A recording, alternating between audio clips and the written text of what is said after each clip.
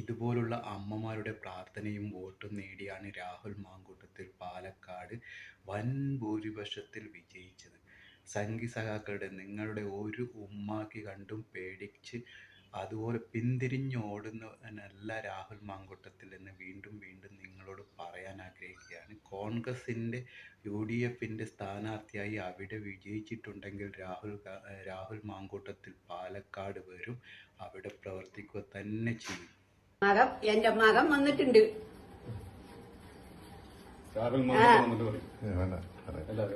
ആരാ പറയ്? രാഹുൽ മാങ്കോട്ടില് കേക്കണ്ട? ഇതാ ഇപ്പൊ പാലക്കാടല്ല എന്റെ അടുത്തിരിക്കുന്നുണ്ട്. ഇതാ ഞാൻ കൊടുക്കണു. ഹലോ, അമ്മ പറയ്.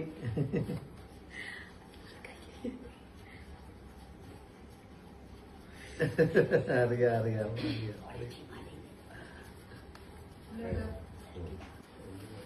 ഓ അമ്പലത്തിലേക്ക് വരുന്നുണ്ട് ഒരു ദിവസം കേട്ടോ.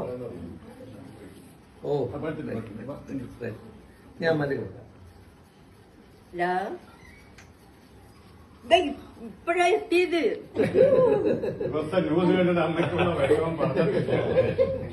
അയ്യോ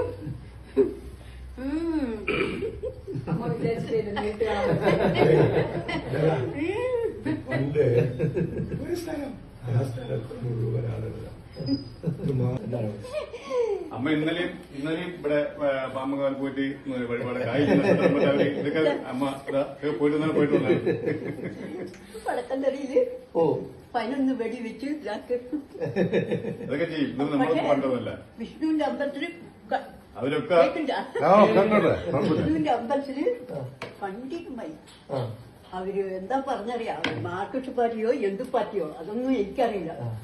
ലക്ഷ്മണി ഈ വഴി വരികയാണെങ്കിൽ ഒന്നും ചെയ്ത് വരാൻ പറയും. അയ്യോ എന്റെ മകന്റെ അടുത്ത് ചോദിക്കാണ്ട് ഒന്ന് പറഞ്ഞ വഴിക്ക് അവര് അപ്പ ചെയ്യും. ഒരു ദിവസം പോകാമല്ലോ. വേണ്ടപ്പെട്ട ആൾക്കാരാണ്. അമ്മ അവിടെ എപ്പോഴും വഴിപാട് കൊടുക്കുന്നതാണ്. ഒരു ദിവസം പോകാം. പറഞ്ഞ അയ്യോ എന്റെ എന്തായാലും ഉള്ളതാ എന്റെ മകനറിയും. ഞങ്ങൾ പടാപാട് പെട്ടു. പക്ഷെ ഒരു കാര്യം എല്ലാത്തിനും വെച്ച് അവിടെ അമ്മ വെറുതെ TV കാണാൻ കരിയ അതാണ് ഞാൻ എന്നിട്ട് നേരെ വടക്കന്തര ഒക്കെ പോയി. കുഴപ്പമൊന്നുമില്ല. ശരി, ഞാൻ ഉള്ള കൂട്ടുകാരന്മാരുടെ അടുത്ത് ഒക്കെ പറഞ്ഞു. കൊറേ ആൾക്കാർ വന്നിട്ടുണ്ട് പാലക്കാട് വന്നിട്ടുണ്ട്. പിന്നെ കുടിവെള്ളം ഇല്ലാണ്ട് ഏതോ സ്ഥലത്തില് കുടിവെള്ളം കൊടുത്തു. ഞങ്ങൾ മറക്കില്ല ലക്ഷ്മി